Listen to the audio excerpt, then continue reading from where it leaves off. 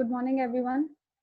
Last class में हम लोगों ने इनपुट स्टेटमेंट वाला एग्जांपल्स कवर किए थे और साथ साथ में सबसे सिंपल प्रोग्राम्स दैट इज दो नंबर्स का इनपुट लेके एडिशन करवाना और वेरिएबल्स की वैल्यूज को स्वैप करवाना, ये वाला एग्जांपल हम लोगों ने कवर किया था।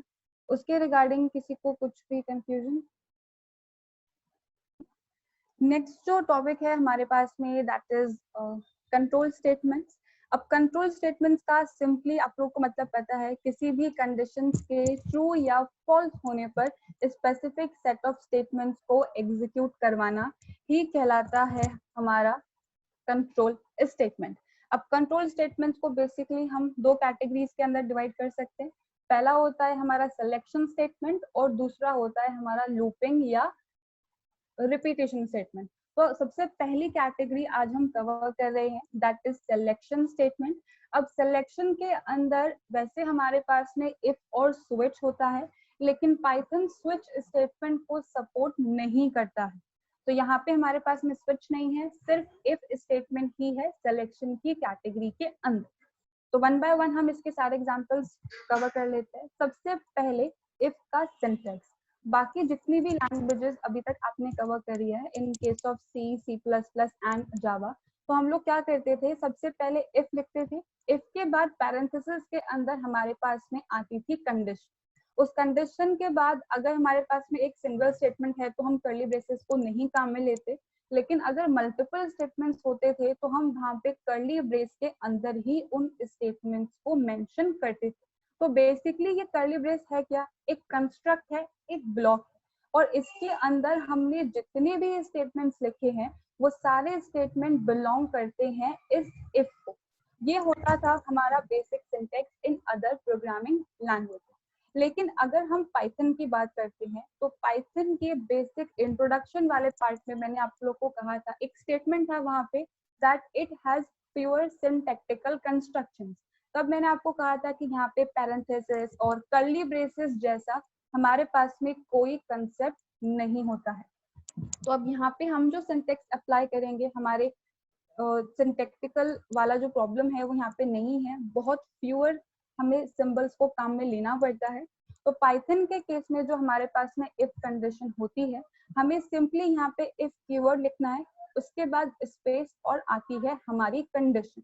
किसी भी तरीके के पैरेंथेसिस को हमें यहाँ पे काम में नहीं लेना है, लेकिन यूजुअली हमारी हैबिट होती है, क्योंकि अदर लैंग्वेजेस में हम लोग यही करते हैं। तो कंडीशंस के केस में अगर आप यहाँ पे पैरेंथेसिस को काम में ले भी लेते हो तो ये आपको एरर शो नहीं करेगा, लेकिन पाइथन के सिंटैक्स में हम उन पैरेंथेसिस को अवॉइड करते हैं। तो कंडीशन को लिखने के बाद आपको यहाँ पे एक कोलन मेंशन करना है और कोलन के बाद आना है नेक्स्ट लाइन के अंदर। अब यहाँ पर यूजुअली जो सिंटैक्स है उसमें हम कर्ली ब्रेसेस को काम में लेते हैं, लेकिन यहाँ पे कर्ली ब्रेसेस नहीं है। तो हमें कैसे पता चलेगा कि जो स्टेटमेंट्स हैं वो इस इफ को बिलोंग कर रहे हैं? तो यहाँ पे उसके लिए हमें काम में लेना होता है इंडेंटेशन।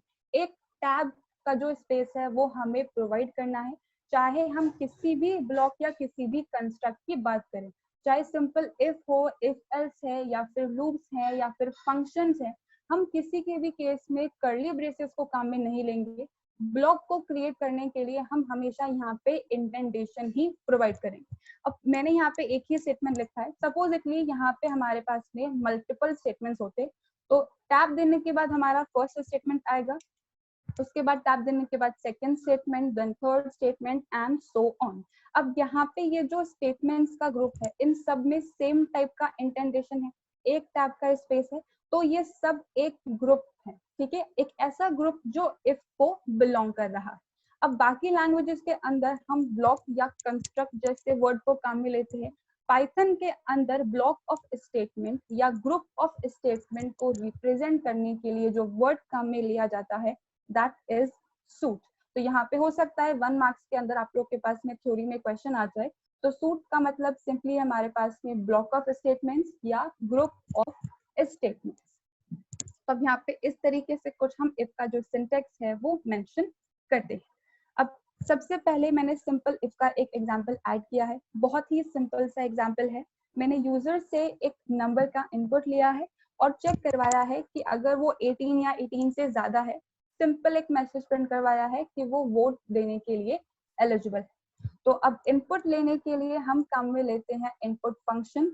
अब मैंने मैसेज भी लिखा है और यूजर ने जो भी इनपुट किया है उसे मैंने कन्वर्ट किया है इंटीजर टाइप की वैल्यू के अंदर with the help of int function और उसे असाइन करवाया है x नाम के वेरिएबल के अंदर। अब सिंपली मुझे यहाँ पे if लिखना है, if के बाद x is greater than equals to 18 जो भी हमारी कंडीशन है कोलन। अब कोलन के बाद हमें यहाँ पे एक टैब देना है। जैसे ही आप एंटर प्रेस करोगे तो आप बिल्कुल इस if के नीचे आ जाओगे। सिंपली आपको एक टैब प्रेस करना है और सारी स्टेटमेंट्स लिखनी है। सबके अंदर सेम टाइप का इंटेंडेशन होना चाहिए। अगर कहीं पे भी एक स्पेस का भी प्रॉब्लम होता है तो आपके जो प्रोग्राम है वो एग्जीक्यूट ही नहीं होगा। एरर तो दूर की बात है, वो चलेगा ही नहीं आपका प्रोग्राम।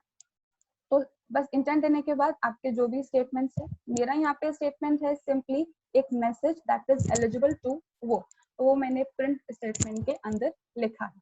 तो जब मैंने इस प्रोग्राम को एग्जीक्यूट किया था तो मैंने जो इनपुट प्रोवाइड किया है दैट इज 20 और 20 है 18 से बड़ा, तो हमारी जो कंडीशन है वो ट्रू है। तो हमारे पास में आउटपुट आएगा eligible to vote. That was the very first example. Program में आई नो किसी को कुछ भी कंफ्यूजन नहीं होगा। सिंटेक्स वाइज अगर किसी को कंफ्यूजन है तो आप लोग पूछ सकते हो।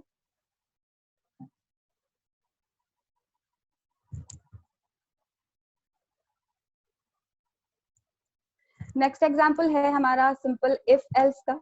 अब यहाँ पे इफ एल्स के केस में भी हमें सेम टाइप के सिंटेक्स को ही फॉलो करना है। जो भी हमारी कंडीशन है, कंडीशन के बाद एक टैब देना है हमारे स्टेटमेंट्स। अब यहाँ पे जो एल्स है वो एल्स इफ के जस्ट नीचे आएगा। किसी भी तरीके की स्पेस आपको काम में नहीं लेनी है, क्योंकि अगर यहाँ पे स्पेसिंग को हम काम में लेते हैं तो फिर ये अलग तरीके से प्रोग्राम को ट्रीट करने लग जाता है। तो इफ के जस्ट नीचे हमें एल्स लिखना है फॉलोड बाय कोलन। अब जो एल्स है उसका अपना एक ब्लॉक होता है, अपने एक स्टेटमेंट्स होते हैं। तो एल्स के केस में भी हमें सेम कंसेप्ट को ही फॉलो करना है, एक टैब प्रोवाइड करनी है और फिर स्टेटमेंट्स को लिखना है। बिल्कुल सिंपल इफ के जैसा ही सिंटेक्स है यहाँ पे भी। तो यहाँ पे जो एग्जाम्पल मैंने लिखा है बहुत ही सिंपल सा है। एक नंबर का मैंने इनपुट लिया है यूजर से और चेक किया है कि वो ऑड है या इवन। तो इनपुट फंक्शन की हेल्प से सबसे पहले मैंने इनपुट लिया है और इंट में कन्वर्ट करने के बाद उसे नम नाम के वेरिएबल के अंदर मैंने असाइन करवाया है। अब यहाँ पे अगर नम को हम 2 से डिवाइड करते हैं और रिमाइंडर 0 आता है तो वो सारे नंबर्स हमारे इवन कहलाते हैं। तो if num mod 2 is equals to 0 तो सिंपली मैंने एक मैसेज प्रिंट करवाया है दैट इट इज इवन, और एल्स मैंने मैसेज प्रिंट करवाया है ऑड। अब यहाँ पे जो प्रोग्राम का मेरा एग्जीक्यूशन है, सबसे पहला जब मैंने प्रोग्राम को एग्जीक्यूट किया था उसमें मैंने वैल्यू इनपुट करी थी 20 which is a even number, और सेकंड केस में मैंने इनपुट किया था 11 which is a odd number. तो यहाँ पे एग्जांपल्स बहुत सिंपल से है, बस मेरा मेन मोटिव है आप लोगों को सिंटेक्स समझाना। तो आई होप इफ एल्स वाला पार्ट सबको क्लियर होगा। किसी को कुछ भी कंफ्यूजन इस प्रोग्राम के regarding?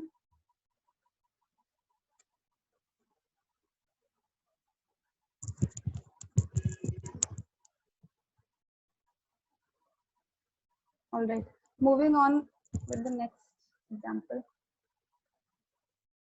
Okay, now the next example जो है हमारे पास में वो है if else statement का।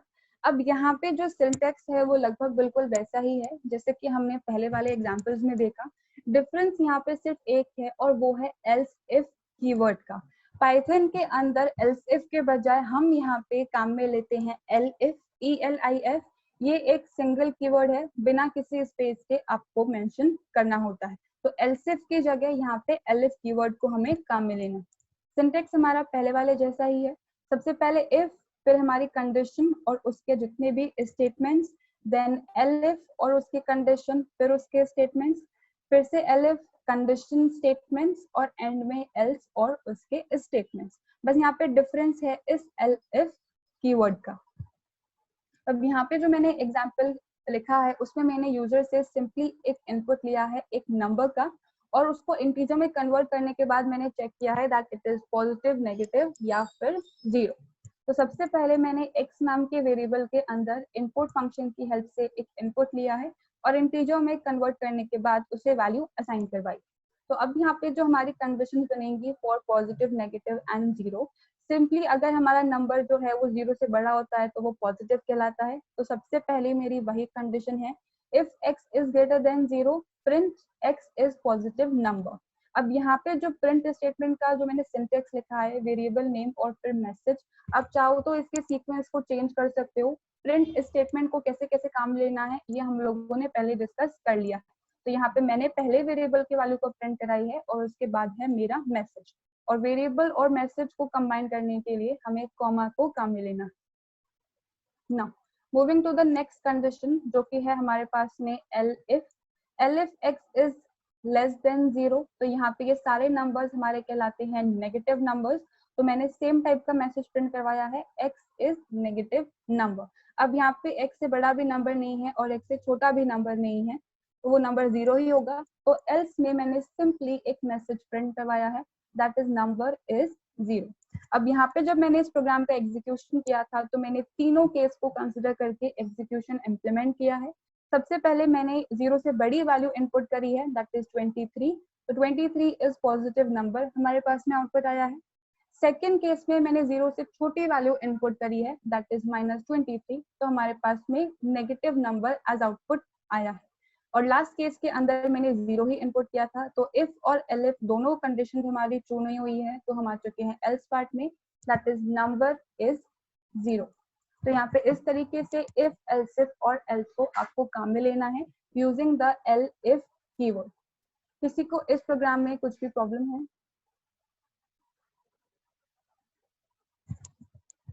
Moving on with the next example जो कि है हमारे पास में नेस्टेड इफ। अब यहाँ पे नेस्टेड इफ यानी कि इफ विद इन इफ यानी और या फिर इफ विद इन एल्स, दोनों तरीकों को हम यहाँ पे काम में ले सकते हैं, बिल्कुल वैसे ही जैसे कि आपने सी के अंदर या C++ के अंदर पढ़ा है। तो यहाँ पे इसका जो अब सिंटेक्स है आप उसे ध्यान से देखना। सबसे पहले हमें इफ और कंडीशन लिखनी है फॉलोड बाय टैब और स्टेटमेंट। अब यहाँ पे जो ये हमारा इनर इफ होता है ये किसको बिलोंग करता है? वो बिलोंग करता है आउटर इफ को। तो यहाँ पे जो स्टेटमेंट्स का इंडेंटेशन होगा वही होगा इस इफ का इंडेंटेशन। अब इस इफ के अंदर भी फर्दर हमने कुछ स्टेटमेंट्स लिखे हुए हैं जो इस इफ को बिलोंग करते हैं। तो अब यहाँ पे हमें सिंगल टैब के बजाय 2 टैब देने होंगे क्योंकि ये स्टेटमेंट इस इफ को बिलोंग करता है। अगर आपने यहाँ पे ऐसा कुछ लिखा है तो फिर ये सारे स्टेटमेंट इस आउटर इफ को बिलोंग करने लगेंगे।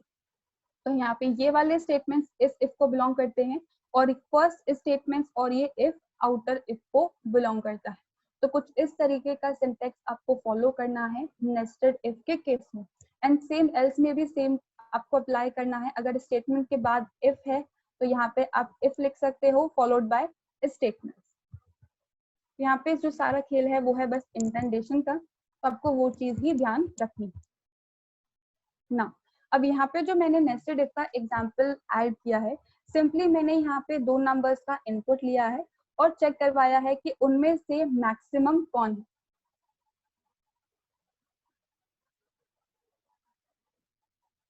एग्जाम्पल है हमारा नेस्टेड इफ का। अब यहाँ पे जैसे कि मैं आपको बता रही थी, मैंने 2 नंबर्स का इनपुट लिया है 2 वेरिएबल्स के अंदर और उनमें से जो मैक्सिमम वैल्यू है उसके रिगार्डिंग एक मैसेज प्रिंट करवाया।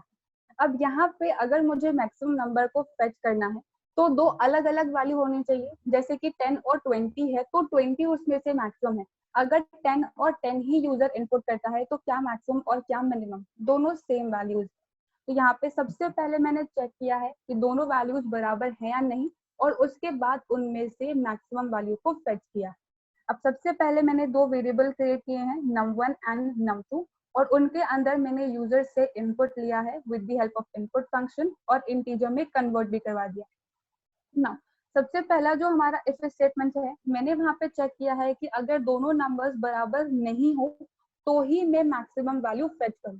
तो num1 not equals to num2 अगर है, दोनों के अंदर अलग अलग टाइप की वैल्यूज है तो ही हम चेक करेंगे। तो अब यहाँ पे मैंने इस इफ के अंदर एक और इफ काम में लिया है दोनों में से मैक्सिमम वैल्यू को फेच करने के लिए। तो अगर हमारा num1 बड़ा है num2 से तो मैंने सिंपली मैसेज प्रिंट करवाया है num1 is greater than num2 और else num2 is greater than num1।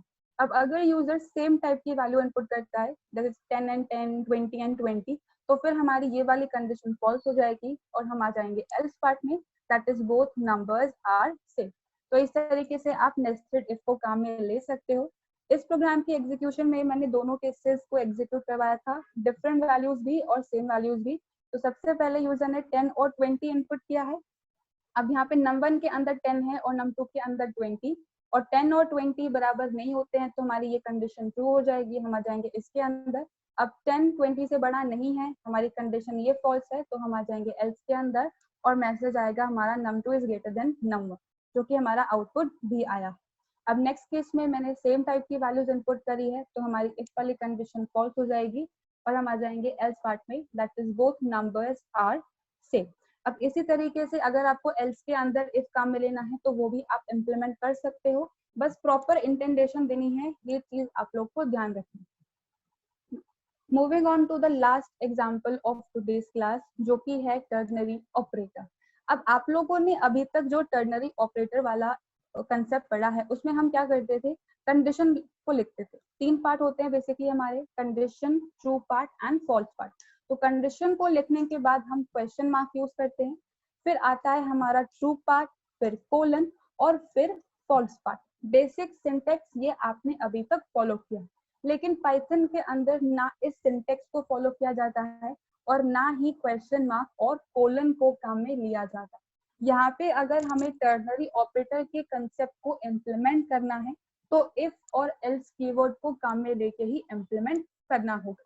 दूसरी चीज यहाँ पे जो इसका सिंटेक्स है, एक्सप्रेशन तो हमारे पास में तीन ही होंगे, condition, true and false part, लेकिन सबसे पहले टर्नरी ऑपरेटर के अंदर लिखा जाता है ट्रू पार्ट। उसके बाद इफ को लिखने के बाद हमें लिखनी होती है कंडीशन, कंडीशन के बाद आता है एल्स और एल्स के बाद आता है फॉल्स पार्ट। अब जैसे कि मैंने यहाँ पे लास्ट एग्जांपल कवर किया था, दो नंबर्स में से मैक्सिमम नंबर को फेच करना, तो मैंने वही प्रोग्राम को इम्प्लीमेंट किया है with the help of ternary operator.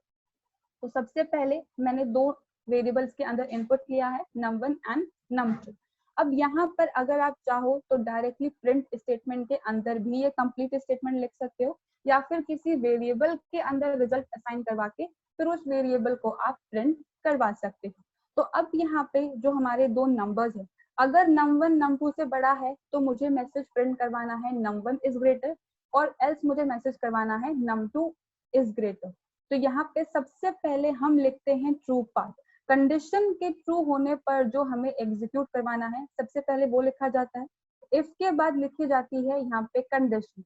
अब इस वाले इफ एल्स के अंदर किसी भी तरीके का कोलन और किसी भी तरीके का टैब हमें मेंशन नहीं करना है, एक सिंगल स्टेटमेंट में हमें पूरा हमारा कोड मेंशन करना है। तो इफ के बाद हमारी condition, that is num1 is greater than num2। अब अगर वैल्यूज जो कंडीशन है वो फॉल्स हो जाती है तो हम आ जाएंगे एल्स पार्ट के अंदर। एल्स में अब यहाँ पे जो भी हमारा मैसेज है वो आउटपुट के तौर पे डिस्प्ले हो जाएगा। अब यहाँ पे मैंने मैसेजेस को काम में लिया है, तो वो मैसेजेस असाइन होंगे आरईएस नाम के वेरिएबल के अंदर, और फिर मैंने उसे प्रिंट करवाया है with the help of print statement. तो सबसे पहले जो आउटपुट है वहां पे मैंने 10 और 20 दिया है एज आउटपुट। तो यहाँ पे हमारी जो कंडीशन है, that is num1 is greater than num2, वो फॉल्स हो जाएगी, तो हम आ जाएंगे एल्स पार्ट के अंदर। और सेकंड वाले एग्जीक्यूशन के अंदर हमारी कंडीशन जो है वो ट्रू होगी, that is num1 is greater than num2, तो हमारा जो ट्रू पार्ट है वो एग्जीक्यूट हो जाएगा। अब यहाँ पे जरूरी नहीं है कि हमें हमेशा मैसेजेस ही काम में लेने हैं। अगर आप स्पेसिफिकली सिर्फ वैल्यू को फेच करवाना चाहते हो कि मैक्सिमम वैल्यू आउटपुट के तौर पे आ जाए, मैसेज नहीं आए तो भी चलेगा, तो यहाँ पे कुछ इस तरीके का सिंटेक्स आपको फॉलो करना है। सिंटेक्स बिल्कुल वैसा ही है, बस यहाँ पे हम मैसेजेस की जगह वेरिएबल का नेम मेंशन करेंगे। तो res is equals to num1 if num1 is greater than num2 else num2। तो अगर num1 बड़ा होगा num2 से तो हमारा ट्रू पार्ट एग्जीक्यूट होगा और res वेरिएबल के अंदर num1 की वैल्यू आ जाएगी, और अगर कंडीशन फॉल्स होती है तो हम आएंगे एल्स पार्ट में और num2 वाली वैल्यू res के अंदर आ जाएगी। तो फिर अब हम इसकी वैल्यू प्रिंट करवा सकते हैं with the help of print statement. तो यहाँ पे टर्नरी ऑपरेटर को इम्प्लीमेंट करने के लिए आपको कुछ इस तरीके का सिंटेक्स यूज करना पड़ेगा, जैसे अभी तक आपने काम में लिया है वो यहाँ पे सपोर्टेड नहीं। इस एग्जाम्पल में किसी को कुछ भी कंफ्यूजन है?